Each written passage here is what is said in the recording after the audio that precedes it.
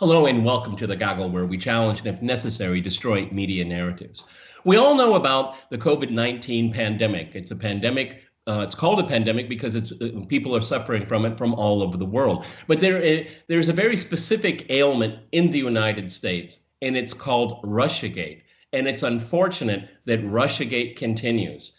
And the only way we're going to be able to stop it is find a vaccine for it. So I'm going to ask Don DeBar and George Szamuely if we can find a vaccine to this ailment called Russiagate. All right, George, let me go to you first. There's still another Russiagate report coming out, and it draws very different conclusions than the Mueller report, though it takes the same facts, and it's obviously politically driven. Why is it? Why is it, we're in the middle of the Democratic National Convention. Why do we need another Russia report? I mean, haven't they squeezed enough out of it? I think everyone that has a position on it has taken a position on it. And personally, I find it very annoying because they're very important things to talk about in the world beyond this hoax, this fiction, this very, very morbid fairy tale.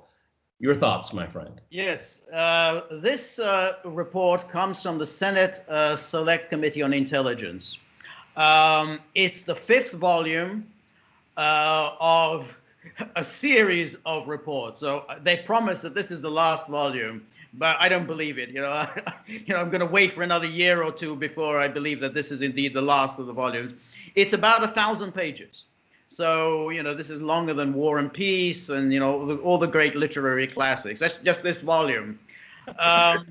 This committee is a very... Yeah, but it's not literature, is it? Yeah, it's not. Yeah. I mean, the 5 tomes, you think, you wonder which great thinker has written so much in these 5 thick tomes. The chairman of this committee was somebody called a Republican, Richard Burr, who has had to step down as chairman because he's under investigation for insider trading. From everything we've heard, I think he sounds like he was engaging in insider trading, but we'll give him the benefit of the doubt. Anyway, he stepped down. The new chairman is little Marco Rubio. A Cold War hawk or a Russiagator, if ever there was one. But the driving force behind this is the ranking Democrat, Mark Warner. So the theme has been entirely the Democrat theme. I mean, this doesn't seem to be any kind of Republican pro-Trump input whatsoever in this. It's all mainstream Democrat idea. The Russians are horrible, monstrous, interfered in the Russian election, in the U.S. election, and there was clearly an awful lot of collusion going on with the Trump campaign. One should also just mention that on this committee, the head of the security of this committee went to prison because he had leaked information, classified information, to a New York Times reporter with whom he was having an affair. She became a celebrity journalist because she was getting these scoops. Well, the scoops are all because she was just bedding the head of security of this committee. So this is not a committee that we should take too seriously. I've never heard that called scoop before. I've never heard that act referred to as a scoop before. All right, let me give this to you. In the report, the word likely appears nearly 140 times throughout the 1,000-page report, while almost certainly appears 21 times. And in nearly every case, those words are used to make assumptions in places of actual evidence. Right. So again, another fairy tale here, okay? Or wishing it to be true, wishing it. Go ahead. This is the language that, well, I don't know where to begin with that because our language in public conversation has shifted in just about every venue that these conversations take place. The very nature of even sentence structure, for example, print and television news presentation, where all of a sudden a characterization of what someone says, an editorial characterization of what someone says, has to be included in the headline. In other words, not Trump claims aliens are in Washington, but Trump claims incorrectly, and it shows that he must be crazy, that aliens are in Washington. This is like everywhere that we have conversations now. The rules have been changed. It's almost as if Google has been accumulating all this stuff, and Langley and all those folks have been working all these different models to figure out how do we etch a sketch the entire global society and lose all the things that are keeping us from having full access to everybody's pockets, and just tweak it everywhere we need to. And our language is one where that's happening, big time. I don't know.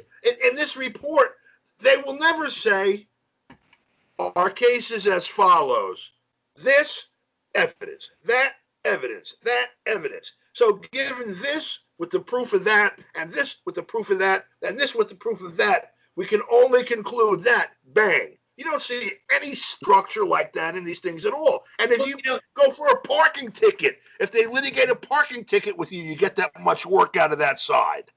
That's right.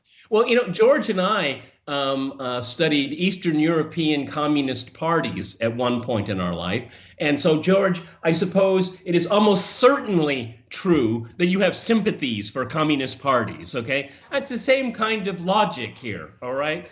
I mean, it's wishing something to be true. One of the things I find really fascinating, because we've all talked about Russiagate so much, I would really like to know, is there anybody in Washington that would like to spend the same amount of energy, time, and nerves looking at Israel's involvement in the election, Saudi Arabia's, Turkey's, the UK, okay, China? I mean, and you know what? I bet you there's the connections between the American political elite and Russia is very, very slim at best, okay? Because there's very little business interest here. Right. Other countries, that's a very different story here. No one wants to look at, they want to find out what staffer met with some kind of junior official at the Russian embassy. What about senators and congresspeople that met ambassadors, heads of states, took gifts, all these things here? We never hear about that. Go ahead, Don, because we should. Yeah, absolutely right. And go ahead, George, go ahead. In terms of the interference that took place in the 2016 election, there's one interference we know with absolute guaranteed 100% certainty, the interference on the part of the British. We had Christopher Steele, who was hired by the Democratic Party. He wrote a report, paid for by the Democratic Party. This was then given to the FBI. The FBI then used this in order to spy on the political opposition. Christopher Steele is not just some private individual. This was a very senior figure in MI6. No one ever retires from MI6. That's such an old joke. If you're in intelligence, you stay in intelligence. We know almost certainly. Yes, almost certainly. And he was involved with Richard Dearlove. He was involved with the guy in Cambridge. His name escapes me. The fat man who was also on the who got huge amounts of money from the Pentagon. So we know about this interference. All the rest, this huge. This woman, Natalia Veselnitskaya. She gets something like 200 references in this report. She plays no role whatsoever in the election. She got a 20-minute meeting in Trump Tower when she started babbling on about under false pretenses. Yeah, exactly, under false pretenses. Exactly. She basically, she conned her way into a meeting with the Trump campaign. And she was just talking utter nonsense. They had no idea what she was talking about, and the meeting was terminated after 20 minutes. This has been the subject of endless investigation. Every single person who was in that meeting has already testified at great length about it. There's nothing further to find out. You know what? What there is something further to find out is that all of the people that went in front of Adam Schiff's committee, before they were on cable TV making all of these claims, wild claims, then they're behind closed doors under oath. And basically, if I can paraphrase what they all said, Nope, I didn't see anything. No, I didn't know anything. But on cable TV, I guess you can't commit perjury, okay? Because that's why they said something different under oath here. You know, Don, what the Democrats want, and the never Trumpers, and people that want to make sure he isn't reelected, you know, they want transparency, they want the truth. But I would throw it right back at the same people. Where is the transparency and your honesty in pursuing this ridiculous hoax that has divided the country and will certainly be used as a template for the future? Your enemy, your political foe, is a traitor. That is not part of the American political tradition, but it is now. Go ahead, Don. And they're looking to write it into the into the fabric of it in the future, even closer. If you look at the last exhibit to the report, for example, it says the title is "Additional Views of Senator Wyden." They talk about one of the things that the committee, and this is a criticism of the original report by some of the Democrats on the committee, and Wyden's one of them. This is his criticism of it, saying in essence, we didn't get into Trump's finances and should have at the beginning, because if Trump had to get clearance like any other employee in Langley or whatever, he would never have gotten it because of his financial entanglements or whatever. Now, what I can see him saying this, no president in history has had to face that scrutiny, and he's using this as a standard. There's nothing mitigating that says, of course, the problem is there's no legal provision for doing so for presidential candidates, but rather we were specifically negligent with Trump, and somehow they have to find a specific remedy to this. Right. And so when you talk about things being hidden, this is hidden in plain view. It's not inside 900 pages.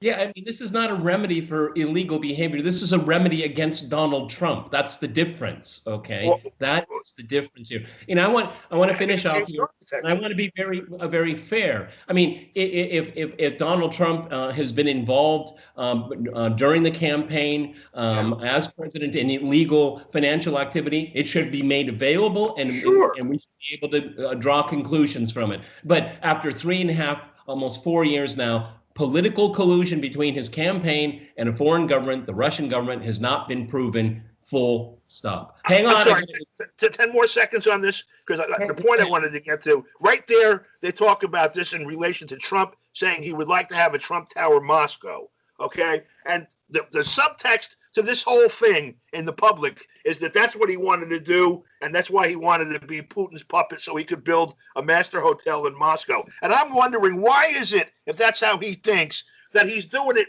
with Russia instead of with Cuba? Why isn't he releasing all the sanctions against Cuba so he can build a casino in Havana, which would be worth 1,000 times anything he could build in Moscow? The only evidence we had that he wanted to build a Trump Tower is that he sent, one of his underlings sent a email to the Kremlin website, okay? Open source, public source, and they didn't answer, okay? Yeah, I guess in our day and age, that's called criminal behavior, criminal intent. Okay, that's all the time. Thank you for Don and joining the gaggle here. All of you watching it, please like, share, and subscribe, and we'll see you all soon. Thanks. I didn't.